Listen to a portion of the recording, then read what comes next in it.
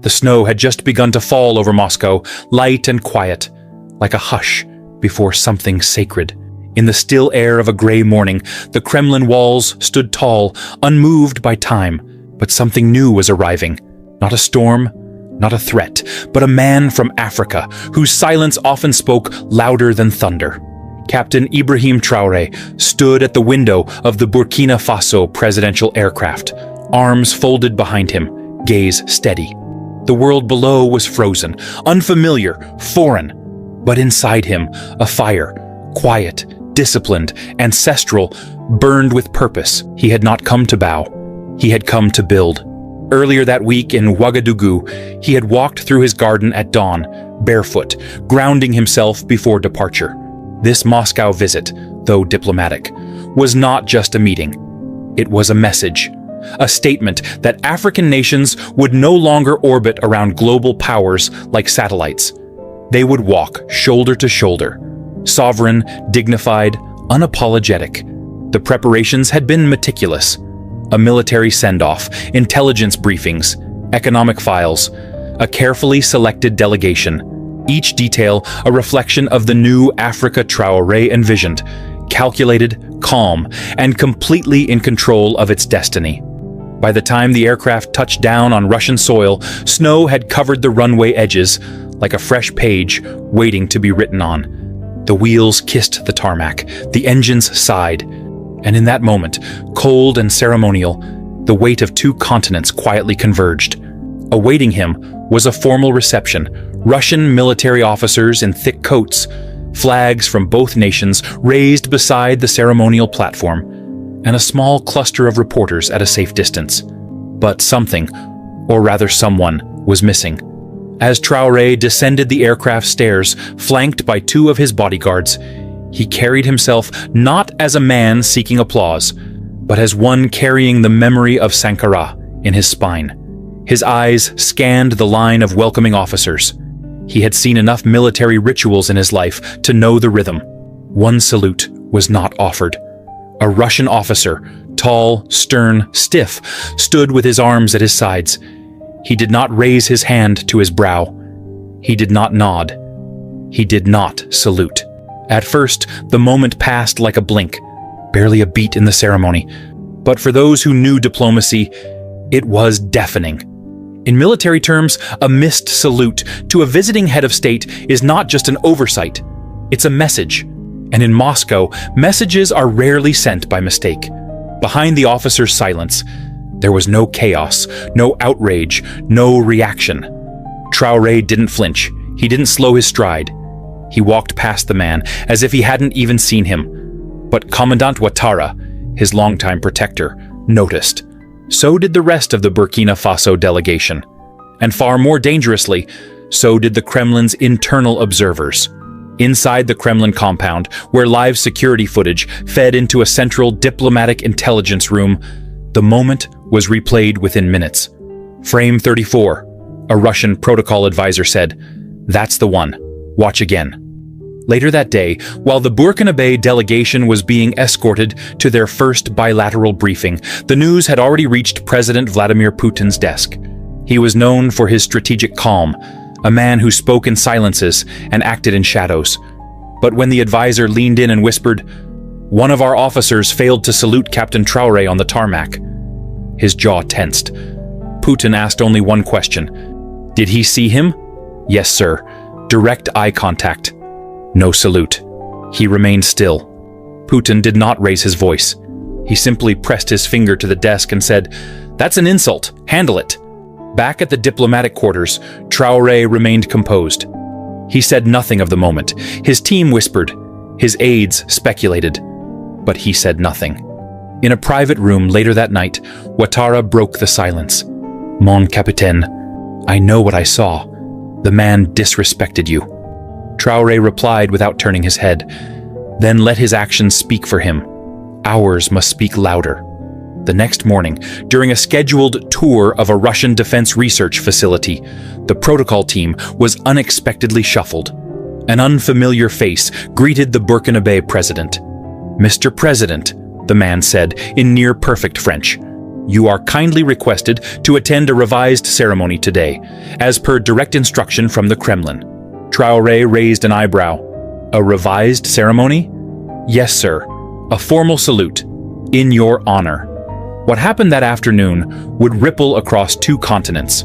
Under the frozen sky, in front of rolling cameras, a full battalion of Russian ceremonial guards stood in formation at Red Square, a location usually reserved for Russia's most sacred national honors. Traoré's motorcade arrived. The music of the Russian military band began to rise, echoing against the stone walls like history itself. This time, the Russian officer who had refused to salute was not present. Instead, a higher-ranking commander stepped forward, with gravity, and delivered a crisp, extended salute to President Ibrahim Traoré. Then, a second officer approached and handed him a document. In front of cameras, with reporters watching and flags waving, the Russian commander read aloud, "By executive order from the office of the President of the Russian Federation, we recognize the state visit of Captain Ibrahim Traoré of Burkina Faso as one of strategic importance. In honor of his leadership, composure, and strength, we extend full ceremonial recognition and an apology for any breach of protocol." The crowd did not cheer. This was not a celebration. It was an act of restoration, an acknowledgement that respect is not given because of power, but because of presence. Later that evening, Putin met with Traoré in private. Their conversation was not recorded. No aides were present.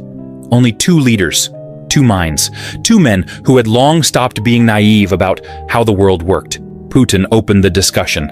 "You handled the situation with restraint," he said. Traoré nodded. "Restraint is not weakness. It is strength wearing patience." Putin smirked slightly, then handed him a sealed envelope. Inside was the order of permanent dismissal for the officer who refused to salute. But Traoré barely looked at it. "I am not here to destroy a man's career," he said softly, "only to affirm my country's honor." Putin nodded once, and then silence. The kind of silence only understood by those who carry nations on their backs. News of the Red Square salute spread quickly. Across West Africa, headlines read, "Russia honors Burkina Faso after diplomatic misstep." Traoré earns Moscow's respect without saying a word. In classrooms, soldiers retold the story, not of confrontation, but of a man who stood tall by standing still. In a rural village outside Bobo Dioulasso, a teacher paused mid-lesson and held up a printed photo of the Red Square salute. "This," she said, "is how we carry ourselves when the world tries to ignore us. We don't beg to be seen. We make it impossible not to be." That night, as the jet engines warmed for the return to Ouagadougou, Traoré looked out once more over Moscow's lights. He didn't speak of what had happened. He didn't need to, because dignity doesn't echo loudly in headlines. It echoes in memory, and in that memory, he had already won. The return flight to Burkina Faso was silent, not in sound, but in mood. The cabin hummed with routine activity, aides reviewing documents, Commandant Ouattara scribbling field notes, the crew offering refreshments. But Traoré remained still, eyes fixed on the dark clouds ahead, unmoving. He wasn't angry. He wasn't proud. He was reflective. Moments like this weren't about victory or loss. They were about memory, the kind passed down through generations. His grandfather used to say, "The loudest man in the room is often the weakest." And today, once again, he had seen the truth of that. The officer who refused to salute had not insulted him. He had insulted the idea that an African man dressed in the cloth of his people, bearing no Western accent or elite family name, could arrive as an equal and be received as one. But the world was changing, and it wasn't asking permission anymore. When the presidential jet descended over the red dust of Ouagadougou, dusk was falling. The sun hung low, golden and fierce, as if blessing the land for having waited patiently. Traoré stepped down from the aircraft to find a quieter reception than before. Not because there was less enthusiasm, but because the people had heard the story. They didn't need fireworks. They had found something more powerful: respect. From students lining the fences to elders who had come just to see him walk, their silence was reverence, a quiet pride. As his boots touched the tarmac, a soldier at attention beside the stairs saluted without hesitation. Traoré returned it. That same evening, in a modest presidential chamber, surrounded by no more than a few key staff and Ouattara, he reviewed the final diplomatic brief from Moscow. It included not only Putin's apology, but also confirmation of a new defense accord, the opening of a Russian trade office in Ouagadougou, and, unexpectedly, an addendum. Upon formal approval, Red Square Ceremonial Protocol will extend full head of state honors to any future delegation from Burkina Faso, beginning with Captain Ibrahim Traoré. This shall include military salute, flag ceremony, and diplomatic guard. He read the line twice, then closed the folder. He didn't smile, but his eyes softened, just a little. Ouattara broke the silence.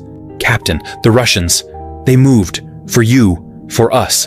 Traoré looked up. "No," he replied. "They moved for the truth." In the following days, the incident, and more importantly, the response, flooded African media. On a political panel in Abidjan, a commentator leaned forward and said, "This is a new kind of diplomacy." Traoré didn't demand respect. He stood inside it, and the world adjusted. In Ghana, a university debate class used the event to examine soft power versus hard power. In Mali, a cartoon appeared in a local paper showing a tall, silent Traoré walking past a slouching soldier with the words, "You may ignore my salute, but you will never ignore my presence." But perhaps the most striking impact was not on television or in newspapers or on podiums. It was in the shift, the quiet, almost invisible shift, in how young Africans began to speak about leadership. They no longer praised those who shouted loudest or showed force. They began praising those who didn't flinch. A week later, Traoré visited a school in Koudougou as part of a routine rural development tour. The students didn't ask about roads or trade. One small girl raised her hand and said, "Sir, is it true they didn't salute you in Russia?" There was a pause in the room. Traoré lowered himself to her eye level and said softly, "Yes, but I saluted them anyway, because sometimes respect isn't returned, it's taught." The teacher stood still, hand over heart. The children sat in quiet awe. Meanwhile, in Russia, the dismissed officer, whose name was quietly removed from official rosters, remained unspoken of publicly. The Kremlin did not issue condemnation, but neither did it defend him. Putin, when asked in a closed-door meeting whether further statements should be made, reportedly responded, "No, we've shown enough. The world watched. That is enough." And in a rare symbolic gesture, Putin ordered a commemorative plaque to be placed in a restricted corner of the Red Square Military Protocol Wing, reading, "Let no guest of honor ever be received with less than full recognition. Respect is not requested, it is owed." The moment might have faded, like many diplomatic incidents, but this one didn't, because it wasn't about politics.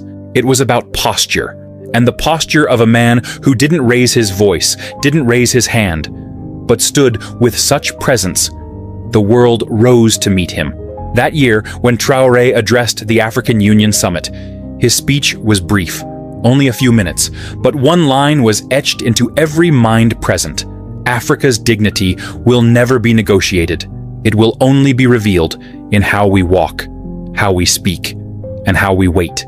The room had stood in applause, not just because of what he said, but because everyone knew it came from a man who had lived it just days earlier, on snow-covered ground thousands of miles from home, and back in Moscow, in a quiet diplomatic office rarely visited by the press. A printed photograph sat in a frame on a shelf. A man in uniform, alone, standing in Red Square, receiving a salute that should have been given days earlier. No caption, no fanfare, just a reminder that even in silence, Africa now speaks.